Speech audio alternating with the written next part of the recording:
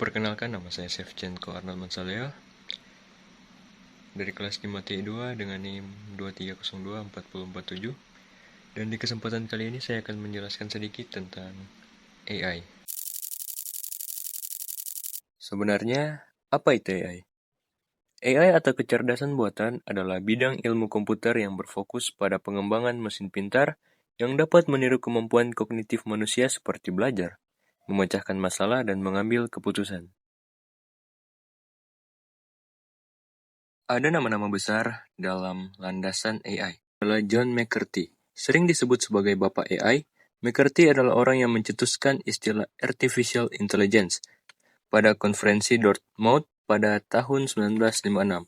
Dia mendefinisikan AI sebagai ilmu dan teknik membuat mesin cerdas, dan juga menciptakan bahasa pemrograman LISP yang menjadi dasar untuk penelitian AI awal. Selanjutnya adalah konsep dasar pengambilan keputusan pada AI. Pada dasarnya, AI mengambil keputusan dengan cara menganalisis data dan memilih tindakan terbaik untuk mencapai suatu tujuan. Berbeda dengan manusia yang sering kali mengandalkan intuisi, AI bekerja berdasarkan algoritma dan model sistematis yang dirancang untuk memproses informasi. Proses ini melibatkan 3 tahap utama, yaitu persepsi, pemodelan, dan aksi. Ada juga pendekatan pengambilan keputusan yang diterapkan pada AI. Yang pertama adalah pengambilan keputusan berbasis aturan atau rule-based. Ini adalah salah satu pendekatan paling sederhana dan paling awal. AI mengambil keputusan berdasarkan serangkaian aturan if-then yang telah ditentukan oleh manusia.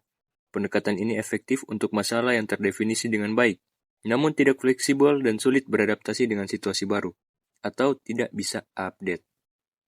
Yang kedua adalah pengambilan keputusan berbasis pembelajaran mesin atau machine learning. Ini adalah pendekatan paling dominan saat ini. AI mengambil keputusan dengan belajar dari data masa lalu daripada mengikuti aturan yang ketat. Semakin banyak data yang dipelajari, semakin baik kemampuannya dalam membuat prediksi dengan mengklasifikasi atau mengelompokkan data ke dalam kategori dan melakukan regresi atau memprediksi nilai numerik. Model-model ini seperti pohon keputusan atau jaringan saraf tiruan akan menemukan pola dalam data untuk membuat keputusan di masa depan. Dan yang terakhir adalah pengambilan keputusan berbasis probabilitas. Dalam banyak situasi, AI tidak bisa 100% yakin. Pendekatan ini menggunakan probabilitas untuk membuat keputusan terbaik. AI akan menghitung kemungkinan setiap hasil yang mungkin dan memilih tindakan dengan probabilitas kesuksesan tertinggi.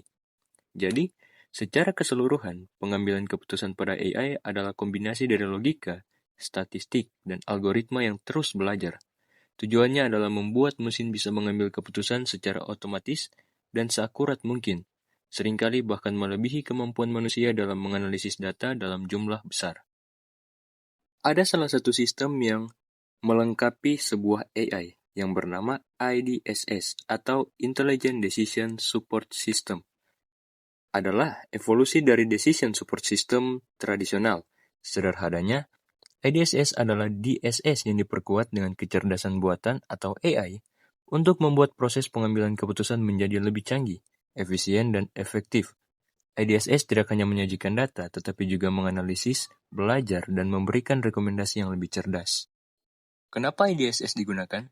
Pasti karena ada sebuah keunggulan dan juga sebuah keuntungan kenapa kita harus memakai IDSS pada sebuah AI. Yang pertama adalah masalah dengan data besar atau big data. IDSS dapat memproses dan menemukan pola dalam volume data yang sangat besar dan beragam, yang tidak bisa dianalisis secara manual. Yang kedua, masalah yang memerlukan adaptasi. IDSS dapat terus belajar dan beradaptasi dengan kondisi baru. Ketika ada data baru, model AI dalam IDSS akan memperbaharui dirinya sendiri untuk meningkatkan akurasi keputusan di masa depan. Dan yang terakhir adalah mengurangi bias manusia. Dengan mengandalkan analisis data yang objektif, IDSS dapat membantu mengurangi bias atau emosi yang seringkali mempengaruhi kebutuhan manusia. IDSS juga memiliki karakteristik tersendiri yang berbeda dengan DSS. Yang pertama adalah kemampuan belajar atau learning capability. IDSS tidak statis. Sistem ini menggunakan algoritma machine learning untuk belajar dari data baru dan pengalaman masa lalu. Dengan kata lain, semakin banyak data yang diproses, semakin akurat dan cerdas keputusan yang direkomendasikan. Ini memungkinkan IDSS beradaptasi dengan perubahan kondisi dan tren. Kedua adalah pemodelan yang cerdas atau intelligent modeling. IDSS menggunakan model yang lebih canggih dan kompleks. Contohnya adalah jaringan saraf tiruan atau pohon keputusan yang mampu mengidentifikasi pola tersembunyi, korelasi, dan hubungan dengan data yang sangat kompleks, yang sulit ditemukan oleh manusia. Dan terakhir adalah keterangan dan penjelasan atau explanation feasibility. Salah satu keunggulan penting IDSS adalah kemampuannya untuk menjelaskan bagaimana sistem mencapai sebuah kesimpulan atau rekomendasi. Fitur ini dikenal sebagai explainability atau transparency. Alih-alih hanya memberikan jawaban, IDSS bisa menunjukkan faktor-faktor apa saja yang paling mempengaruhi keputusan tersebut. Ini sangat krusial di bidang seperti medis atau keuangan, di mana kepercayaan pada sistem sangat penting. Ada data riset yang menunjukkan, dengan menggunakan IDSS, telah menjadi area penelitian yang aktif dan signifikan. Berbagai studi kasus dan data riset menunjukkan bagaimana IDSS mengubah cara pengambilan keputusan di berbagai sektor. Temuan utama dari riset-riset ini mencakup peningkatan efisiensi, akurasi, dan kemampuan adaptasi. Dengan menggunakan IDSS, tingkat akurasi bisa mencapai 90 hingga 95%. Tanpa IDSS, tingkat akurasi hanya bisa mencapai 70 hingga 75%. Jadi, secara umum, dengan kehadiran kecerdasan buatan atau AI, telah membawa dampak transformatif yang luas di berbagai sektor. Dampak utamanya adalah otomatisasi dan peningkatan efisiensi. AI memungkinkan mesin untuk melakukan tugas yang sebelumnya hanya bisa dilakukan oleh manusia, seperti analisis data kompleks, pengenalan pola, dan pengambilan keputusan. Hal ini menghasilkan peningkatan produktivitas yang signifikan, pengurangan kesalahan manusia, dan inovasi produk, serta layanan yang belum pernah ada sebelumnya. Sedangkan, dampak implementasi IDSS dalam AI adalah ketika AI diterapkan dalam Intelligent Decision Support System, dampaknya menjadi lebih terfokus dan strategis. IDSS mengubah peran AI dari sekadar alat otomatisasi menjadi mitra strategis dalam pengambilan keputusan. Dampak utamanya adalah peningkatan kualitas keputusan. IDSS memungkinkan para pengambil keputusan, manajer, dokter, dan lain-lain untuk membuat pilihan yang lebih baik serta melakukan dukungan oleh analisis data yang mendalam, prediksi akurat, dan wawasan tersembunyi yang ditemukan oleh AI. Sistem ini tidak menggantikan peran manusia, melainkan memperkuat kemampuan kognitif mereka dengan menyajikan informasi yang relevan dan mudah dipahami. Lalu, ada peningkatan kecepatan keputusan.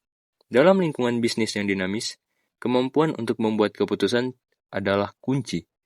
IDSS dapat menganalisis data dalam real time dan memberikan rekomendasi seketika, memungkinkan organisasi untuk merespon peluang dan tantangan pasar yang lebih gesit. Dengan demikian, IDSS menjadi jembatan antara AI dan aplikasi praktisnya dalam dunia nyata. AI memberikan keputusan dan kecerdasan, sementara IDSS menyalurkan kekuatan tersebut untuk memecahkan masalah pengambilan keputusan yang spesifik. Ini memastikan bahwa dampak positif AI tidak hanya terbatas pada efisiensi operasional, tetapi juga pada peningkatan pengambilan keputusan yang lebih cerdas, strategis, dan berdampak luas.